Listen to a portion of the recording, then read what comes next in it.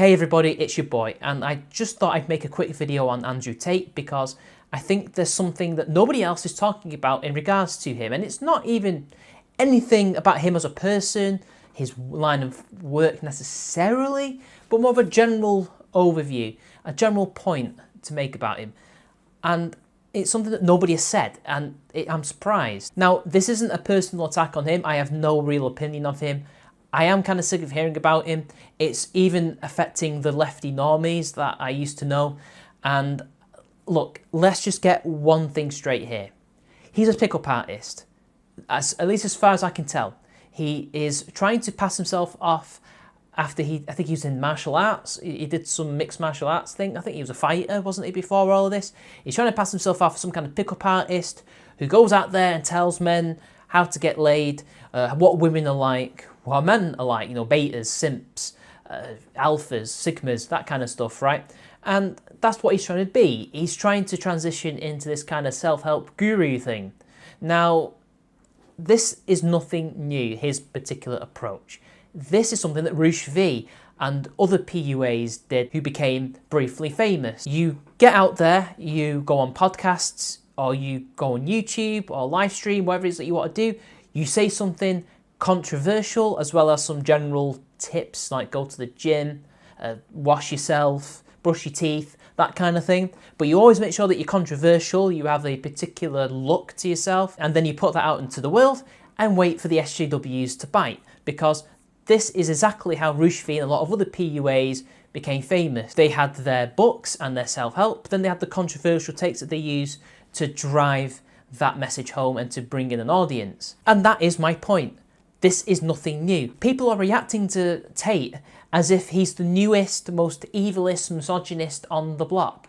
When, first off, I don't think the guy hates women, otherwise they wouldn't be dating him. He wouldn't be getting all these girls orbiting him and, giving him good times if he hated them. He has his blunt opinions, but again, is it any different to what any other pickup artist did before? People have really short memories, it seems to me, and I think they're just looking for somebody to replace the Roosh V. They always need that one person to attack and call a misogynist because it gives them something to virtue signal about, basically. These people, in turn, feed the pickup artist community, or at the very least the ones who make it big from there, because then they can make quite a lot of money off of this, because there are a lot of gullible men out there who will take bad advice from pickup artists. I'm not saying that Andrew Tate gives out bad advice.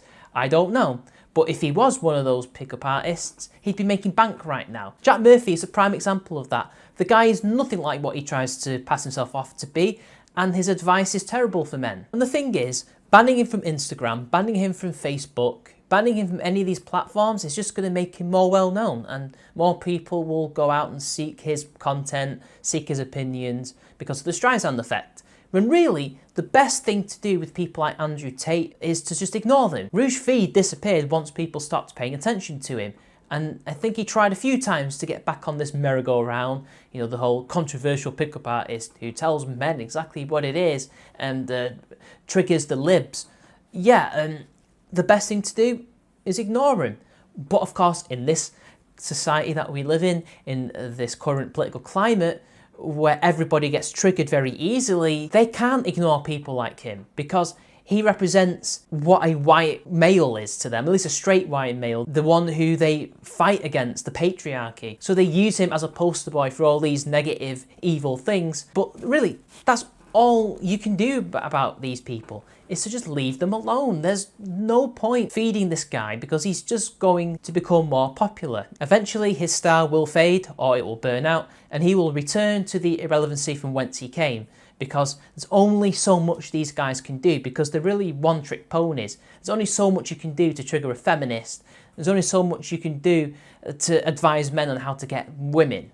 And eventually, if he is a grifter, the grift will be found out, they will be exposed, something will come out about them which will ruin them, and that'll be it for them. And then the next guy will come along and rinse and repeat. None of this is particularly interesting. None of it is actually that controversial. We've heard far worse things from other pickup artists and so-called men's advice guys, or whatever you want to call them.